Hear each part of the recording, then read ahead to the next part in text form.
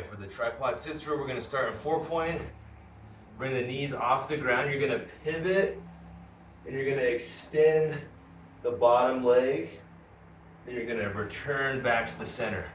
You're gonna pivot, reach and extend, back to center.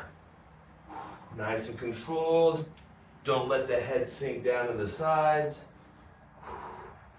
Full range of motion. Big thing is with this arm, don't let it sink in. Keep actively push away.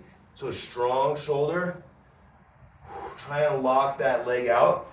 It's gonna really work that hip flexor and your core into the oblique. So there's basically this whole chain is contracting while you're stabilizing. So all the way from my shoulder, oblique, hip flexor, and I'm reaching up here. Perfect form, nice and controlled. Don't go fast. It's all about time under tension.